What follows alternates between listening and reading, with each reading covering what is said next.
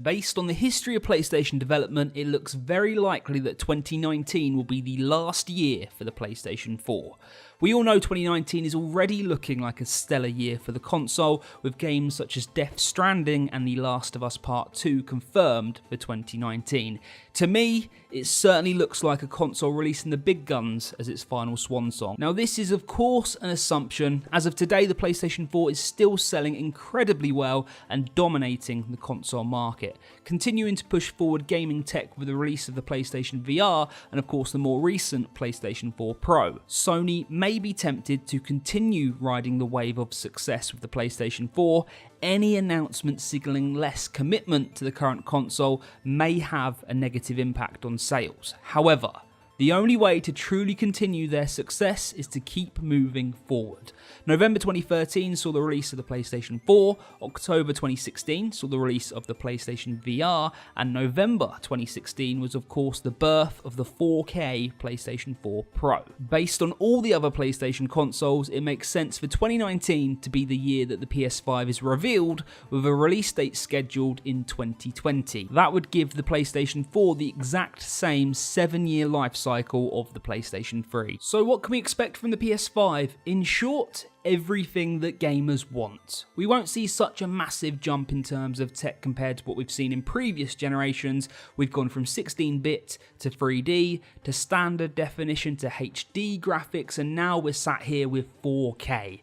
The major improvement I expect to see is all games hitting that magical 60 frames per second benchmark, or at least the PS5 making it an easy milestone for developers to hit. The controller itself I expect to be refined as opposed to redesigned. I mean, I love the DualShock 4, although a few welcome additions would of course be wireless charging, a built-in microphone, and as you all know, Rumble technology has made some advancements in recent years, so I presume that would also be implemented into the next DualShock controller. For me, the biggest and most important thing that the PS5 must incorporate is of course backwards compatibility.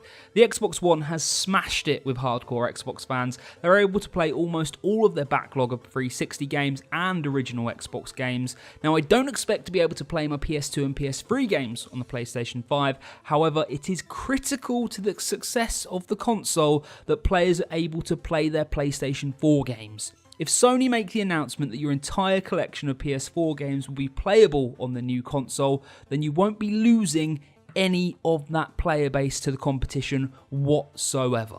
In short, Microsoft would have to produce something exceptional to part near 80 million PlayStation 4 owners away from the PlayStation family. The PS4 righted all of the PS3's wrongdoings. Sony learned a big lesson from that generation, so there is absolutely no way they can allow such a small mistake such as backwards compatibility to potentially ruin the next generation of PlayStation. Technically, we are already experiencing backwards compatibility to a certain degree with the PlayStation 4 Pro.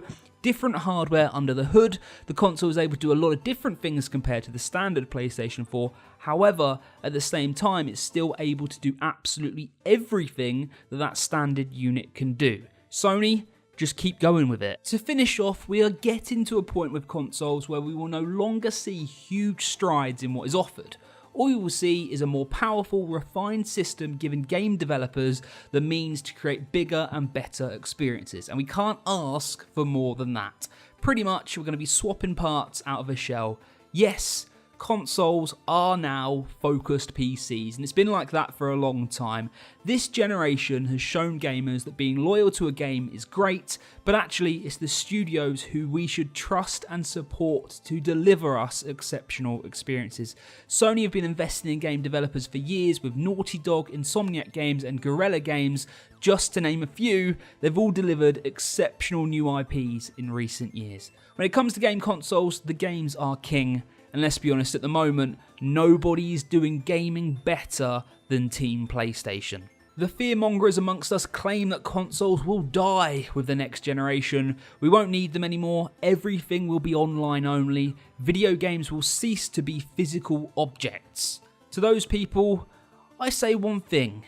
Did you miss the Xbox One launch, people? That's all I've got to say. Lesson well and truly learned. comments. So, what features do you think we will see with the PlayStation 5, and what features would you like to see on the PlayStation 5? Sound off in the comment section below.